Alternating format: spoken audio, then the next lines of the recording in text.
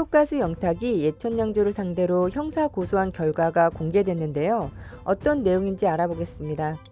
지난해 9월 영탁 소속사 측이 예천양조를 공갈 협박 혐의로 고소한 사실에 대해 많은 분들이 알고 계실 텐데요.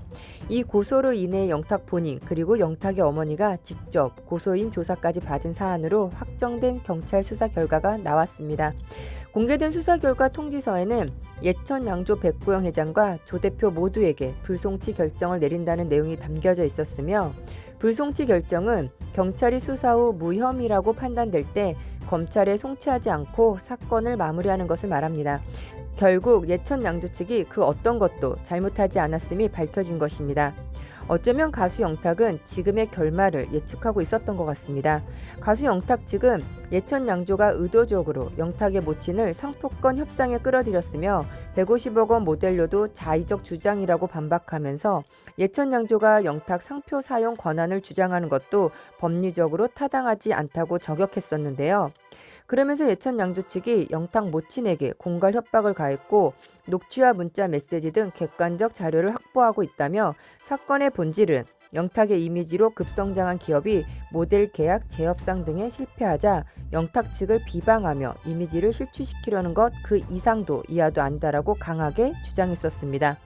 가수 영탁은 지난달 25일 인스타그램에 손바닥으로 하늘을 가릴 수 있나요? 비구름이 걷히고 있습니다. 라는 게시물을 올려 심경을 전했었고, 글 말미에는 무슨 일이든 결국 옳은 이치대로 돌아간다는 뜻의 사자성어 사필 규정을 해시태그로 달았었는데요.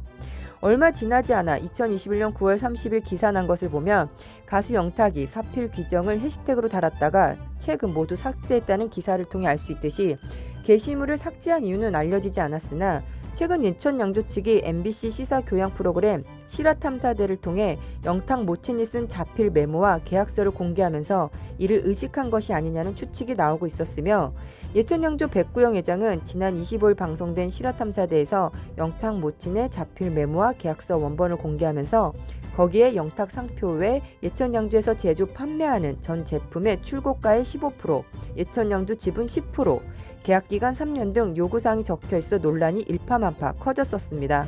경찰은 이번 불송치 결정 이후로 증거 불충분이라는 설명을 덧붙였는데요. 영탁 측에서 그토록 당당하게 문자 녹취 자료가 다 있다며 끝까지 언론 플레이를 통해 많은 대중들에게 어필했었는데, 결국은 공갈 협박에 대한 증거 자료가 불충분했다는 내용으로 마무리되었습니다. 예천양조와 영탁 간 분쟁은 지난해 영탁 막걸리의 광고 재계약이 불발되며 시작됐는데요. 지난해 7월 예천양조가 영탁 측이 3년 광고 계약금을 150억 원 요구했다고 주장하며 논란이 크게 일어났으며, 이로 인해 가수 영탁이 예천양조를 상대로 공갈 협박 혐의를 고소했으나 예천양조는 재계약을 앞두고 영탁 모친이 3년에 150억 원을 요구했다, 공장에 돼지머리를 묻으라고 했다고 주장했으며, 영탁 측은 상표권 관련 혐의 중 모친이 전달한 메모를 악용하고 자의적으로 과정 산정한 150억 원 요구 프레임이다, 공갈 협박을 실행하기 위한 비방이다라며 반박했었는데요.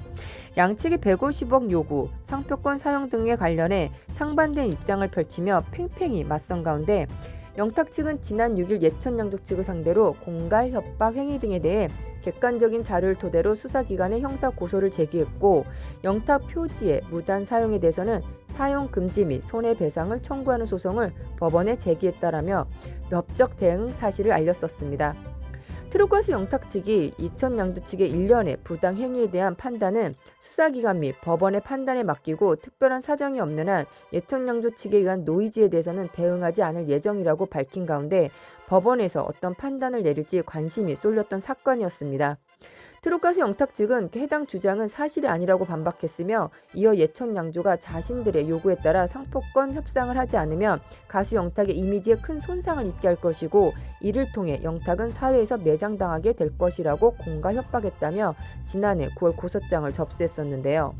가수 영탁도 당당하게 올린 사표 규정을 SNS에서 내렸을 때는 분명 스스로 석연치 않은 점이 있었기 때문일 것입니다. 가수 영탁과 예천양조와의 첫 인연은 누가 보아도 참으로 찰떡궁합이었습니다. 가수 영탁이 막걸리 한 잔으로 많은 대중들로부터 사랑을 받게 되었을 때, 그것을 알아보고 가수 영탁과 광고 계약을 맺은 예천양조와의 만남은 분명 서로가 서로에게 도움이 되는 윈윈 관계로 아주 바람직한 만남이었음에도, 결국 욕심이 화를 부른다고 돈에 눈이 어두워진 영탁 측의 욕심은 한 중소기업뿐만 아니라 영세한 자영업자들까지도 만행을 저지르게 되는 결과를 낳았습니다. 많은 분들이 보셔서 알고 계시겠지만 실화탐사대 방송에 가수 영탁 모친의 150억 갑질이 방송되기 전 예촌 양조 측에서는 적어도 가수 영탁의 이미지를 실추시키는 일을 하고 싶지 않아 영탁 모친에게 전화를 걸어 한 번 더 영탁 모친에게 의견을 묻고 가수 영탁의 입장을 생각해서 대화를 시도했었습니다. 그랬던 예촌 양조에게 가수 영탁 측에서는 공갈 협박이라는 프레임을 씌워 언론 플레이까지 시작했었는데요. 트롯 가수 영탁 모친은 잘못을 저지르고도 어떻게 저렇게 당당할 수 있으며 변호사를 운운하며 법으로 하면 된다고 말할 수 있는지 정말 상식적으로 이해가 안 되는 상황이었었습니다. 가수 영탁 측에서는 예촌 양조 측이 영탁 모친에게 공갈 협박을 가했고 녹취와 문자 메시지 등 객관적 자료를 확보하고 있다고 강력하게 주장했으나 결과적으로 인정받을 수 없는 억지였음이 밝혀진 지금까지도 정작 가수 영탁 본인은 그 어떤 잘못도 인정한 적 없으며 현재 예촌 양조 측에게 그 어떤 사과도 하지 않고 있습니다. 영세한 중소기업 하나를 쑥대밭으로 만든 것도 모자라 그곳에 딸린 수많은 자영업자들마저도 망하게 만들었음에도 사과 한마디 자숙하는 모습 한번 본 적 없다는 것이 더욱 놀라울 뿐인데요. 연예인은 대중들의 관심과 사랑으로 살아가는 방송인입니다. 그들을 보고 싶어 하지 않고 그들에게 그 어떤 관심도 없다면 그들은 더 이상 연예인이 아닙니다. 가수 영탁은 그런 면에서 더 이상 연예인은 아닌 것 같습니다. 많은 대중들로부터 잊혀진 연예인은 수도 없이 많습니다. 그리고 문제를 일으켜 더 이상 기억하고 싶지 않은 연예인들도 많습니다. 가수 영탁은 대중들의 사랑을 만행으로 보답한 가수로 기억될 것 같은데요. 가수 영탁은 수많은 대중들을 기만하며 잘못에 대해 언론 플레이 및 팬덤층을 이용해 덮으려 했던 거짓말쟁이에 진실을 말하는 사람들을 억울하게 만든 많은 사건들의 주인공으로 남을 것 같습니다. 무엇보다 가장 피해를 많이 입은 예촌 양조와 수많은 자영업자들 분들께서 하루빨리 살아갈 수 있는 힘을 얻고 다시 일어설 수 있기를 바라봅니다. 예촌 양조는 가수 영탁으로 입은 피해를 복구하기도 힘겨울 텐데 법적 공방까지 신경을 써야 한다는 것이 무척 안타까울 따름입니다. 가수 영탁에 대한 모든 진실이 하루빨리 모두 밝혀져 가수 영탁 측으로부터 피해를 본 사람들이 억울해하는 일은 그나마 없길 진심으로 바라봅니다. 가수 영탁이 사필 규정을 운운할 것이 아니라 진짜 사필 규정을 운운해야 할 사람들은 가수 영탁으로부터 억울하게 피해를 입은 예촌 양조 측이 아닐까 싶습니다. 끝까지 시청해주셔서 감사합니다. 여러분들의 구독, 좋아요는 소신 있는 영상 제작에 큰 힘이 됩니다. 새해 복 많이 받으시고 모두 건강하세요. 감사합니다.